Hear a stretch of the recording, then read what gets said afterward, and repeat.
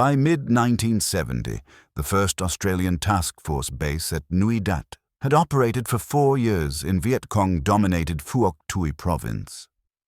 Over that period, Australian and New Zealand Special Air Service patrols, usually 4 to 6 men at a time, had conducted nearly 1,200 missions.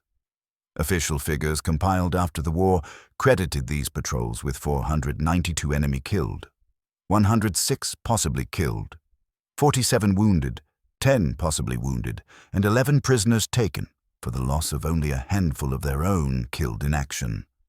The Viet Cong called them Ma Rung, phantoms of the jungle.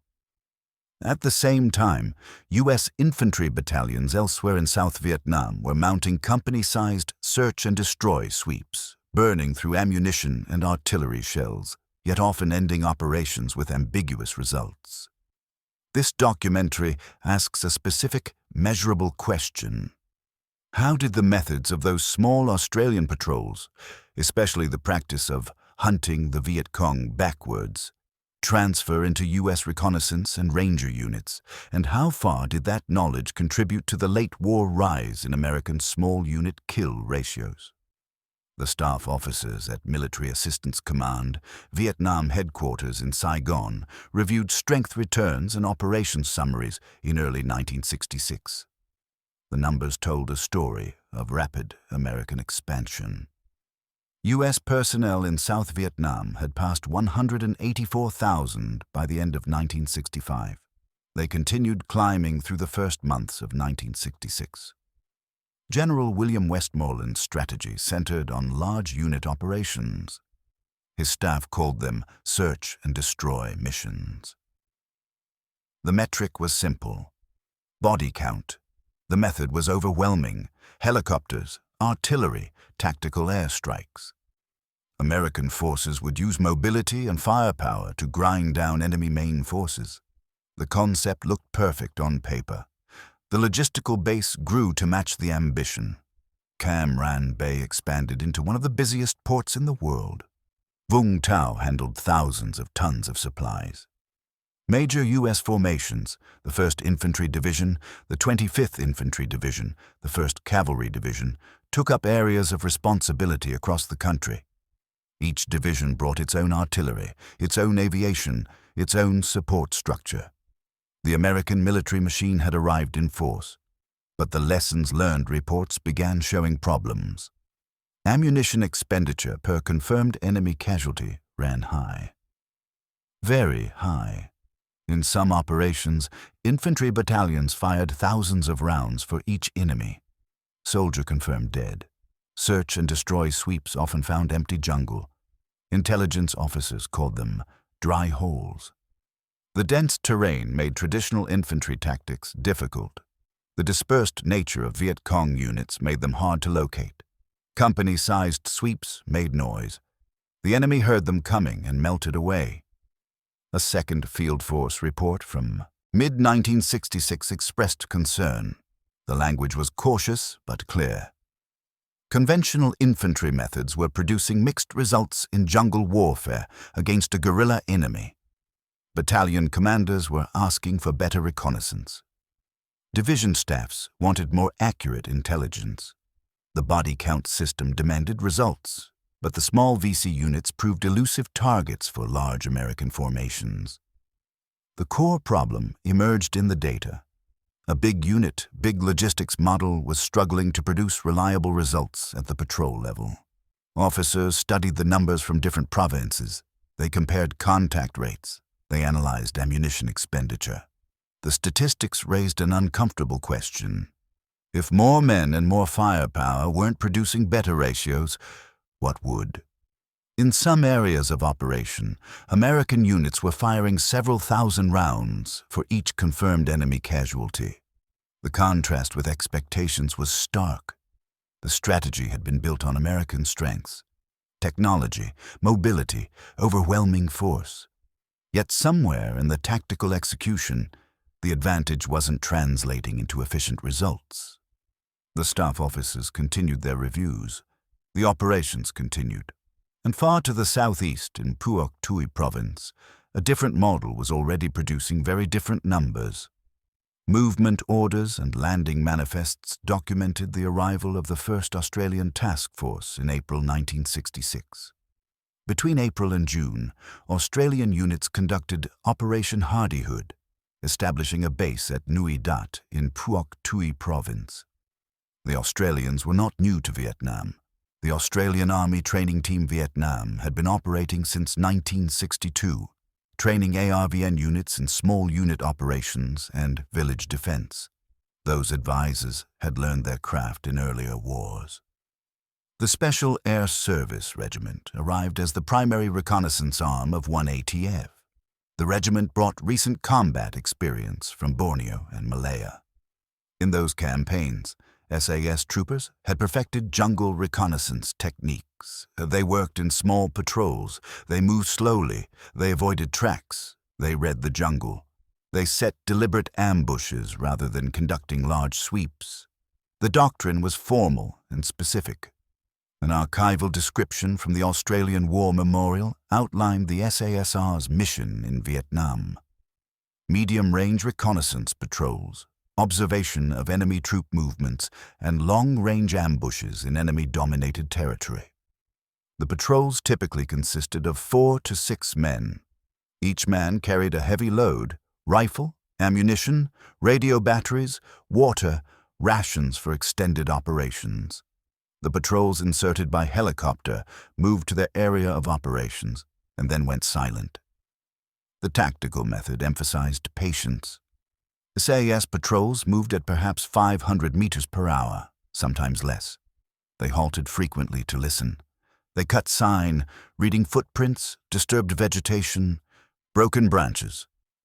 When they found enemy movement, they didn't immediately engage. They tracked, they observed, they identified the best ambush position. They prepared the ground. Only then did they strike. This approach stood in sharp contrast to U.S. battalion-level operations. While American companies swept through the jungle with 100 or 150 men, making contact where they found it, SASR patrols of 5 men chose when and where to fight. While U.S. operations measured success by ground covered and enemy encountered, Australian patrols measured success by intelligence gathered and ambushes perfectly executed. The numbers began to accumulate.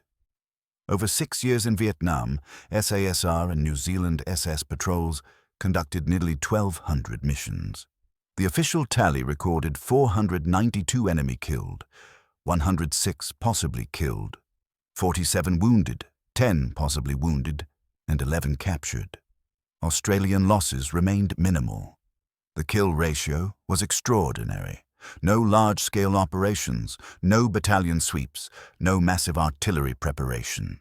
Just small patrols, moving slowly, fighting deliberately. The contrast in methods was complete. The question was whether those methods could be taught. Intelligence and operations officers at 2nd Field Force Headquarters in Long Bin reviewed reconnaissance reports and casualty summaries in late 1966 and through 1967.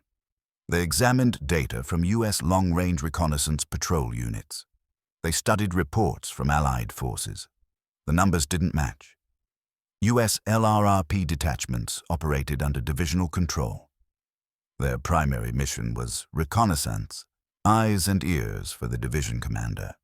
They inserted by helicopter, established observation posts, reported enemy movement, and extracted. The mission was intelligence collection, not combat. When LRRP teams made contact, it was often accidental and sometimes costly. The teams were small, 5 to 7 men. When discovered, they had limited firepower and depended on rapid extraction. The problems were documented in after-action reports. Patrol endurance was short, often just a few days. Helicopter insertions were noisy and predictable. Enemy forces learned to watch for American helicopters and could track teams from their landing zones. LRRP success varied by unit and leadership, but offensive ambush results were limited. The mission focus remained reconnaissance and reporting. Then the analysts placed Australian numbers alongside American statistics. The contrast was immediate and sharp. From Phuoc Tuy Province, the SASR and NZSAS reported 492 enemy killed, 106 possibly killed, 47 wounded, 10 possibly wounded, and 11 captured across approximately 1,200 patrols. The Australian official history described the SASR as the most effective Allied unit in their area of operations. The Viet Cong had given them a name, Ma Rung, Phantoms of the Jungle. The Vietnamese phrase carried respect and fear. It suggested an enemy that appeared without warning, struck without mercy, and vanished without trace. The Australian patrols were doing more than observing. They were hunting, and their results showed it. 2nd Field Force officers studied typical contact patterns for conventional U.S. infantry units operating in 3rd Corps. They compared ammunition expenditure per enemy casualty. They analyzed kill ratios.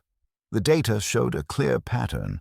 Larger operations produced larger casualty totals, but the ratio of effort to result remained disappointing. Reconnaissance patrols gathered intelligence but seldom achieved high enemy casualties. Yet in Phuoc Tuy, the unit with the smallest patrols was producing the best kill ratio. The Australian SAS was operating in 4 to 6 man teams. They were carrying the same basic weapons as American troops. They were facing the same enemy in similar terrain. But their results were dramatically different. U.S. commanders began asking questions. Division staffs requested information on Australian patrol methods. Training officers inquired about techniques. The problem was defined. American forces needed more effective small unit training. Not training for mass contact, training for precision ambush and reconnaissance. The question became, could the Australian methods be learned? The statistics suggested they should be. The war continued, and in training centers across South Vietnam, a process of knowledge transfer was beginning. At the MACV Recondo school compound near Nha Trang in late 1966, instructors from the 5th Special Forces Group prepared a new intake of students. The compound sat near the coastal city, with training areas extending into nearby jungle. The school had emerged from Project Delta, a covert reconnaissance effort, and reflected a growing recognition that standardized long-range reconnaissance training was needed across U.S. and Allied forces. The core structure was intensive and specific. 20 days. The curriculum covered classroom instruction on patrol planning, land navigation, communications procedures, and fire control. Students spent hours on live fire ranges. They practiced rappelling from helicopters. They learned immediate action drills for contact. They studied map reading and radio procedure. The culmination was a live combat patrol. Students inserted into active operational areas to conduct real reconnaissance missions. The numbers told the story of the school's reach. From 1966 to 1971, 5,395 men were admitted to the Recondo course. Of these, 3,357 graduated, a pass rate of about 62%. The students came from across the Allied coalition. Among the graduates were 269 Korean soldiers, 193 Thai, 130 Vietnamese, 22 Filipino, and 18 Australian. That last figure, 18. Australians was small in absolute terms, but those 18 men represented a conduit for doctrine. Some were SAS troopers who had already conducted combat patrols in Phuoc Tuy. Others were advisors from the Australian Army Training Team Vietnam. They came as students, but they also came as informal instructors. In classroom discussions and field exercises, they shared their patrol methods. They demonstrated their techniques. They explained the thinking behind slow movement and deliberate ambush. The Australian presence influenced the curriculum. Recondo instructors incorporated lessons on sign cutting, reading enemy tracks and movement. They emphasized patrol discipline and noise reduction. They taught students to think in terms of setting ambushes rather than conducting searches. The official mission remained reconnaissance, but the methods being taught would support offensive patrol actions. Recondo graduates returned to their units with a specific expectation. They would lead small, heavily armed patrols. They would conduct reconnaissance, and when opportunity arose, they would engage the enemy on favorable terms. The school became the main conveyor belt through which patrol doctrine spread across U.S. forces. The compound at Nha Trang processed students month after month. 3-week courses ran continuously. The jungle training areas saw hundreds of patrols practice their skills, and among those students, a small number of Australians were quietly shaping how thousands of Americans would eventually fight. A course graduation report at the National Training Center, Kiep, in Phuoc Toi Province, recorded a specific milestone on the 5th of August, 1968. 23 soldiers graduated from the first long-range reconnaissance patrol wing course. The document listed names, units, and dates. It marked the formalization of Australian training input into South Vietnamese reconnaissance doctrine. Kiep was a South Vietnamese facility. The National Training Center trained ARVN units across multiple disciplines. The LRRP wing operated with heavy Australian involvement, particularly from Australian Army Training Team Vietnam advisors and SAS personnel. The Australian presence gave the course credibility and practical expertise. These were men who had conducted combat patrols, not theorists teaching from manuals. The course content was comprehensive and specific. Students learned long-range patrolling, the basics of navigation, movement formations, patrol-based procedures, and security. They practiced tracking and sign-cutting in actual jungle terrain, learning to identify footprints, interpret broken vegetation, and estimate how recently the enemy had passed.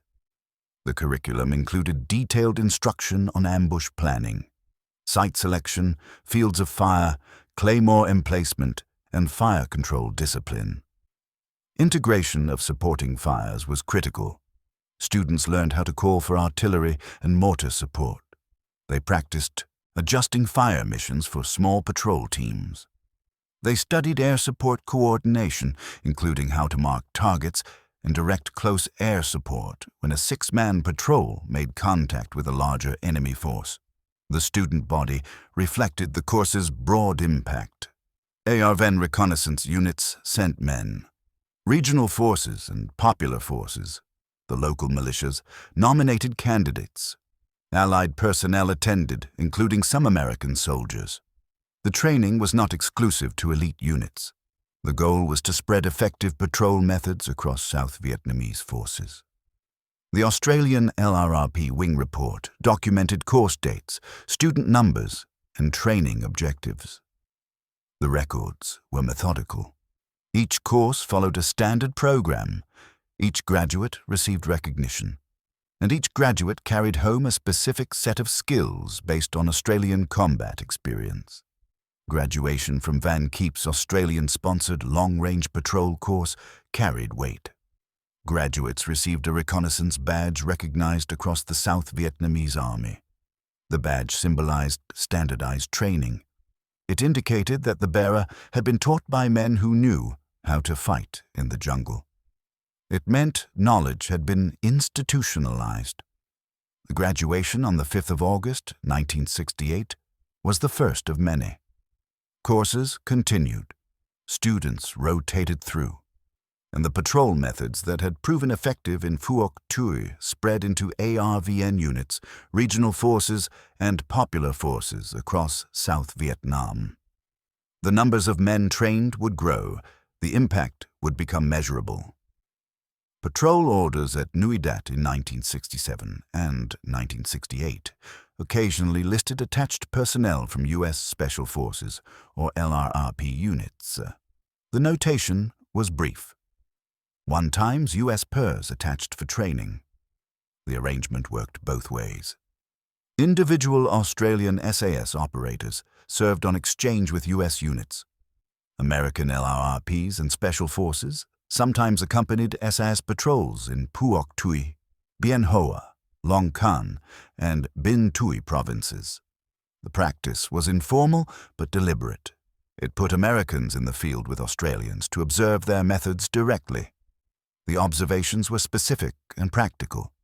Americans could see patrol size capped at 5 or 6 men, small enough to move silently, large enough to win a firefight. They watched extremely slow, methodical movement through jungle. The SAS moved perhaps 500 meters per hour, often less. They halted frequently, every 50 meters, sometimes every 20 meters, to listen. They communicated by hand signal. They avoided tracks and predictable routes. When they crossed a trail, they did it one man at a time, carefully, checking both directions first. The preference for ambush over deliberate search was clear. SAS patrols didn't sweep through areas looking for the enemy. They found enemy signs, tracks, disturbed earth, broken branches, and followed them. They let the enemy pass and set up behind them. They prepared positions with interlocking fields of fire. They emplaced M1801 Claymore mines to cover likely approach routes. They pre-registered artillery concentrations. Only when everything was ready did they initiate contact. Documented testimony from veterans captured the impression these patrols made. One American observer described the SAS as absolutely professional in their approach to patrolling. Another noted that they seemed to own the jungle in a way American units didn't. The Business Insider interviews and David Horner's histories recorded similar observations. The Australians moved like they belonged in the environment, not like they were passing through it. The field observations fed directly back into U.S. LRRP and Ranger tactics, techniques, and procedures. Americans saw methods that worked and adapted them. The lessons weren't transmitted through formal doctrine manuals or staff papers. They were transmitted through shared experience. One patrol, one contact, one successful ambush at a time. The contrast was sometimes stark. Some American soldiers who accompanied SAS patrols saw more enemy in a week of silent stalking than they had encountered in months of noisy battalion sweeps. The patrols moved slowly, but they found their targets. They fought seldom, but they won convincingly, and the Americans who observed them carried that knowledge home. A training lane at the Kiep National Training Center was laid out with careful attention to detail in 1968 and 1969. Wooden stakes marked Claymore positions. White tape on the ground represented an enemy trail. Instructors briefed a mixed class of ARVN and Allied trainees on the concept that would become central to effective small unit operations: hunting the Viet Cong backwards. The concept was simple in theory, but demanding in execution. Find enemy sign, footprints, disturbed soil, broken vegetation. Follow the trail from behind at low speed, staying far enough back to avoid detection. Allow the main enemy body to pass your position. Then strike the rear elements or command group from a prepared ambush position. The technique reversed traditional thinking. Instead of searching for the enemy, you let the enemy lead you to the perfect killing ground. The technical details mattered enormously. The M1801 Claymore mine was the primary weapon. The device was a curved rectangular block of C4 explosive, 8.5 inches wide, 1.375 inches thick, with front towered enemy embossed on the convex face. Inside the casing, 700 steel balls were embedded in the explosive matrix. When detonated, the blast propelled the balls outward in a 60-degree arc. The effective kill zone extended roughly 50 meters. Within that zone, the Claymore was devastating. SAS-style ambush positions used multiple Claymores with overlapping fields of fire. A typical 4-man patrol might carry 6 to 8 Claymores. The patrol would set up in a linear formation along the target area, the trail or stream crossing the enemy was using. Each position would have at least 1 Claymore, sometimes 2. The mines were aimed to cover the kill zone from multiple angles. Firing wires ran back to the patrol positions. The patrol leader controlled the initiation. Supporting fires were pre-planned. Before the patrol settled into position, they radioed target coordinates to their supporting artillery battery. Defensive targets covered likely enemy withdrawal routes. If the ambush attracted a larger enemy force, the patrol could call for immediate artillery fire to cover their extraction. Pre-planning was essential. A 6-man patrol couldn't win a sustained firefight against a company-sized enemy force. The standard weapons mix for these patrols included M16 rifles, often with M203 grenade launchers attached. Some patrols carried the heavier L1A1 rifle or light machine guns for sustained fire. Every patrol had at least one radio, and every man carried claymores, usually 2 per man, sometimes more. The weight was considerable, but the mines made the patrol deadly out of proportion to its size. Recondo and Kiep training combined classroom instruction with live fire exercises. Students practiced setting claymores, calculating fields of fire, and coordinating detonation sequences. The final tactical exercises placed students in realistic scenarios based on actual patrol debriefs. The training was grounded in combat experience, refined through repetition, and transmitted with deliberate precision. A Recondo school lesson outline from 1968 described the ambush sequence. Patrol establishes position. Security is posted. Claymores are emplaced with fields of fire mutually supporting. Firing wires are connected and tested. Supporting fires are confirmed. Patrol waits in silence. On signal, all claymores are detonated simultaneously. Patrol immediately follows with aimed rifle fire. Extraction is immediate. The measure of success was efficiency. In this system, victory wasn't measured by distance covered or ground seized. It was measured by enemy casualties per round fired. A perfectly executed ambush might kill 6 or 8 enemy soldiers with 8 claymore detonations and perhaps 20 rifle rounds. That was the standard. That was the goal. Analysts at 1st Australian Task Force Headquarters and 2nd Field Force compiled after-action reports through 1968 and 1969, creating statistical summaries of patrol outcomes. They charted enemy casualties, they recorded friendly losses, they documented ammunition expenditure, they calculated ratios. The numbers told a story that couldn't be ignored. The Australian data was clear and consistent. SASR and SAS patrols had conducted approximately 1,200 missions over their deployment. They reported 492 enemy killed, 106 possibly killed, 47 wounded, 10 possibly wounded, and 11 prisoners captured. Their own casualties were minimal. Single digits killed in action over 6 years. The kill ratio was extraordinary. Australian operational research examined shots per casualty in Phuoc Tuy province and highlighted the efficiency of deliberate ambush tactics over random contact sweeps. U.S. case studies provided parallel evidence. A 2nd Field Force Ranger Company recorded results that matched the Australian pattern. In one documented period, the company achieved a kill ratio approaching 48-1. 48 enemy killed for every friendly casualty. Contemporary reports noted this performance as better than any of the other units in 2nd Corps. The company operated in small teams, conducted aggressive patrols, and used ambush tactics extensively. The correlation was clear. The comparative analysis extended to conventional infantry operations. Units involved in large-scale operations like Speedy Express in the Mekong Delta reported high body counts, thousands of enemy casualties. But questions arose about count reliability. The operations involved massive firepower, artillery, airstrikes, helicopter gunships. Civilian casualties were suspected to be significant. The ammunition expenditure was enormous, and the strategic impact remained debatable. The contrast in methods produced a contrast in results. Reconnaissance units and ranger companies selecting their contacts carefully, tracking enemy forces, setting ambushes in prepared positions, fighting only when conditions favored them, drove down their ammunition consumption per casualty.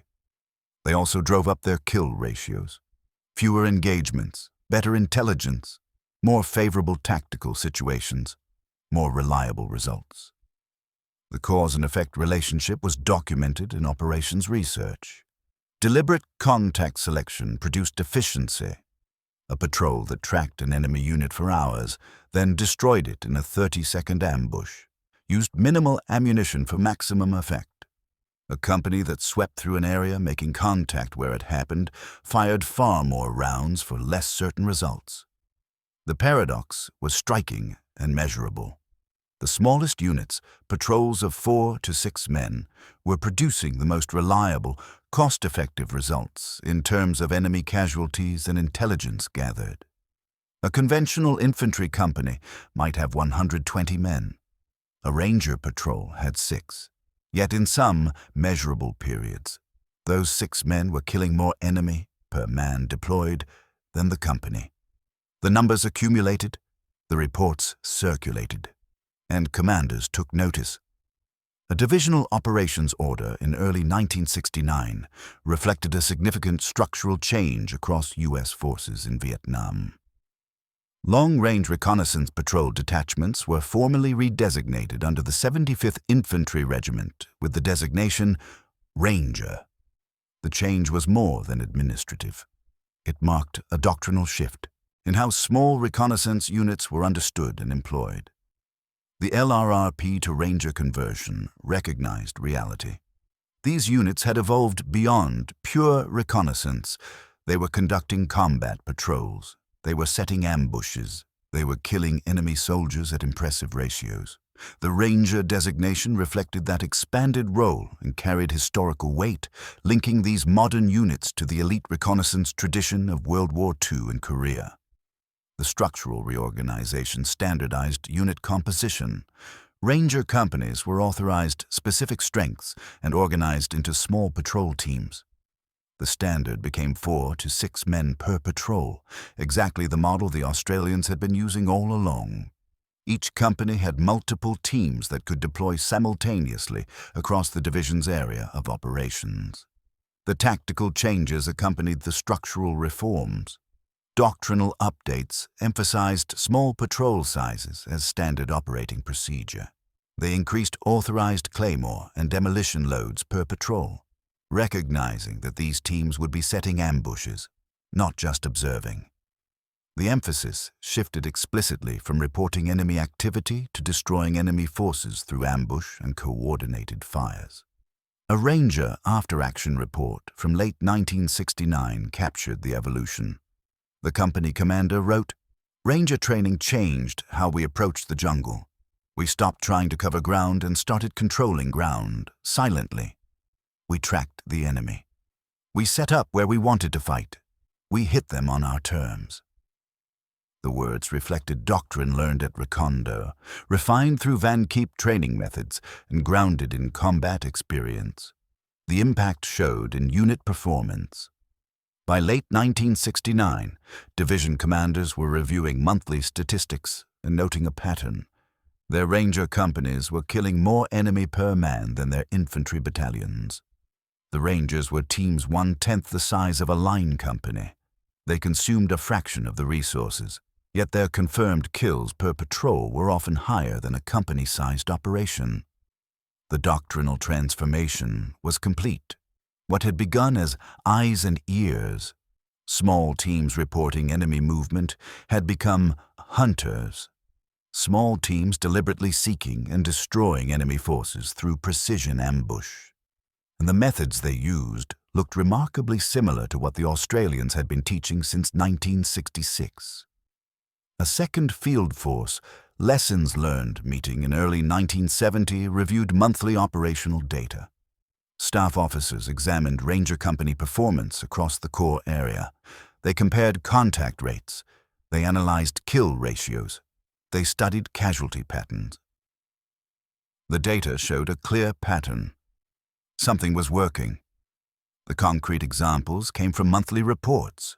One ranger company operating in War Zone D recorded 37 confirmed enemy killed in March 1970 with 0 friendly casualties. The company conducted 14 patrol missions that month. 9 patrols made contact. The contact rate was high, but the engagements were short and decisive. Another company in Long Khan province reported 28 enemy killed and 2 friendly wounded across 11 patrols. A third company achieved a kill ratio of 41-1 over a 3-month period. The pattern repeated across units. Contact frequency for Rangers was lower than for regular infantry companies conducting larger operations, but the proportion of successful surprise engagements was much higher. When Rangers made contact, they usually did so from ambush positions they had prepared. The enemy was surprised. The Rangers controlled the engagement. The results were favorable. Ammunition and artillery expenditure told the same story. Ranger patrols used fewer rounds per confirmed casualty than brigade-level sweeps. A typical Ranger ambush might fire 200 small arms rounds and detonate 4 to 6 Claymores, killing 6 to 12 enemy soldiers. A company-sized operation might fire several thousand rounds and expend hundreds of artillery shells for similar results, or less certain results. The connection to training was direct and documented. These Ranger companies were led by Recondo graduates. Many team leaders had trained at Kiep or participated in joint patrols with Australian SAS. The patrol methods they employed: small team size, slow movement, tracking, prepared ambush positions, Claymore employment, pre-planned supporting fires, matched the doctrine that had been taught and demonstrated by Australian advisors and SS personnel. The operations research was compelling. Ranger companies represented a tiny fraction of total U.S. manpower in Vietnam. In 2nd Field Force area, perhaps 200 Rangers were deployed across multiple companies. Yet in documented periods, those 200 men accounted for a disproportionate share of confirmed enemy killed compared to the thousands of soldiers in conventional infantry battalions. The summary figures circulated through command channels. The lessons learned meetings highlighted successful units. And the question became not whether small unit patrol and ambush tactics worked. That was proven, but how to spread them more widely across American forces.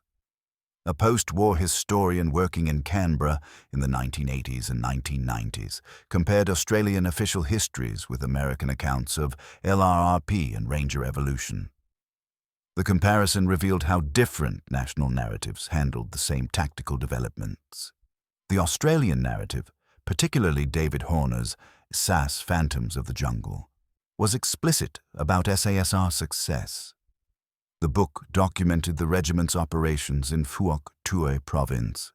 It presented the statistics: nearly 1,200 patrols, 492 enemy killed, minimal Australian casualties. It explained the Ma Rung nickname given by the Viet Cong, Phantoms of the Jungle, and described how the regiment's reputation spread among enemy forces and Allied commanders. The Australian account emphasized small team excellence, jungle craft, and the effectiveness of patient, deliberate patrol methods.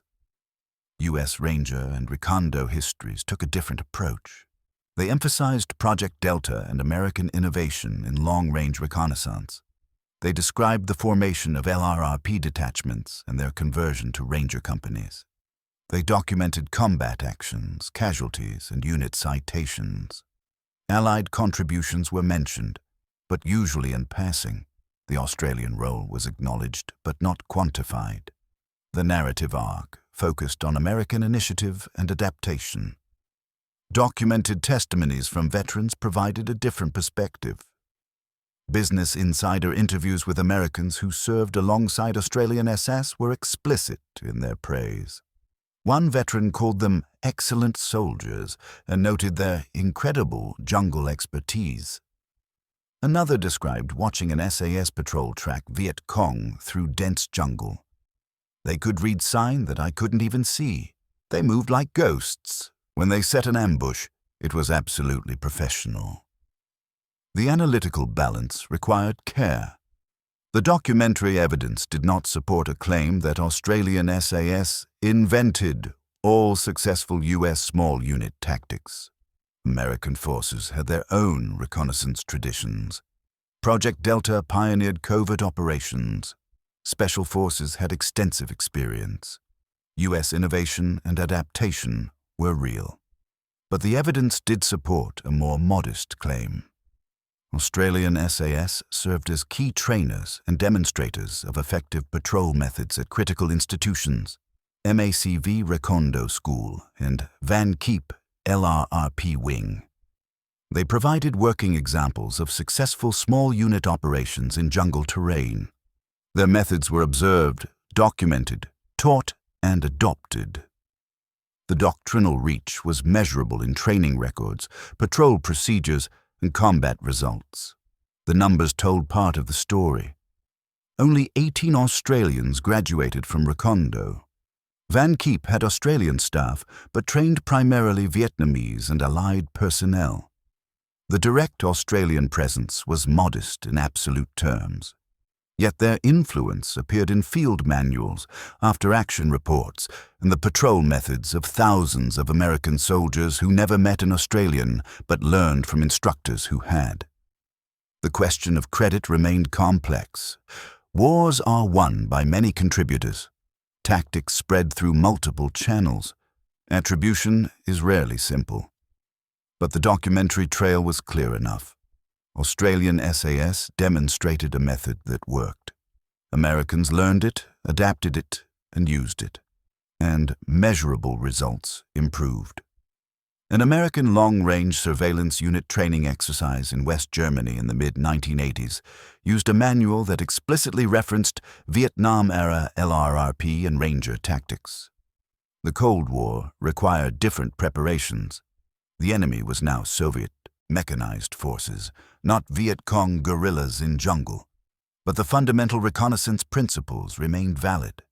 Small teams, covert movement, observation, deliberate engagement when necessary. The lessons from Southeast Asia had been preserved and adapted. The U.S. legacy was institutional and continuous. LRRP and Ranger experience from Vietnam fed directly into the modern 75th Ranger Regiment. The regiment maintained small patrol reconnaissance as a core capability alongside direct action missions.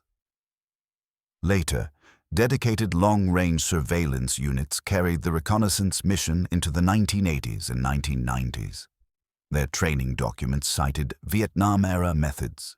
Their patrol procedures echoed Recondo doctrine. The knowledge had been institutionalized. Publications and manuals referenced the heritage explicitly. Field manuals on reconnaissance operations incorporated lessons learned from LRRP operations in Vietnam. Training materials for LRS units described patrol techniques, ambush procedures, and communications protocols that would have been familiar to any Recondo graduate. The doctrinal lineage was clear and acknowledged. The Australian legacy followed a parallel path. The SASR retained small team reconnaissance as a core regimental identity. The unit evolved through the 1970s and 1980s, taking on counter-terrorism roles while maintaining jungle warfare capabilities. The Vietnam experience remained central to regimental culture. New SAS recruits trained in the same basic patrol methods that had worked in Phuoc Tuy. The jungle skills were preserved, even as the regiment's mission set expanded. The cause-and-effect relationship was documented. A distinct line of practice ran from SASR operations in Phuoc Tuy and joint training at Nha Trang and Van Kiep into post-Vietnam. Special operations doctrine on both sides of the Pacific. Small patrols, deliberate ambush, patient tracking, pre-planned fires. These methods didn't disappear when the war ended. They became part of how reconnaissance professionals approached their craft. Recondo and LRRP graduates continued to serve for decades. They became instructors at Ranger School, or they led reconnaissance units in new conflicts. They wrote training manuals. They passed their knowledge to younger soldiers who had never been to Vietnam but learned the same fundamental techniques, the lessons carried forward through generations. The simple fact remained, wars end, but doctrine persists. The small patrol methods proven in Vietnam, jungles found new applications in European forests, Middle Eastern deserts, and Asian mountains. The specifics changed, the terrain changed, the enemy changed. But the basic principles, stealth, patience, precision, favorable engagement, remained constant. And those principles had been refined to a high degree in the jungles of South Vietnam, taught through Recondo and Kiep, and proven in combat by small patrols that killed far more enemy than their size suggested possible. A panel at the Australian War Memorial in Canberra presents the statistical summary of SSR operations in Vietnam. The display is factual and precise. Approximately 1,200 patrols conducted between 1966 and 1971. 492 enemy killed, 106 possibly killed, 47 wounded, 10 possibly wounded, 11 captured. Australian and New Zealand SAS losses, minimal. The Viet Cong called them Ma Rung, phantoms of the jungle. The name was earned through results. The core numbers bear repeating because they frame everything else. The MACV Recondo school admitted 5,395 students between 1966 and 1971. Of those, 3,357 graduated. Among the graduates were 18 Australians, a small absolute number but a significant conduit for doctrine. The Kiep LRRP wing trained hundreds more, primarily Vietnamese and Allied soldiers, using Australian methods and instructors. Selected U.S. Ranger companies achieved kill ratios, documented in after-action reports and unit histories. A second Field Force company recorded 48-1 over an extended period.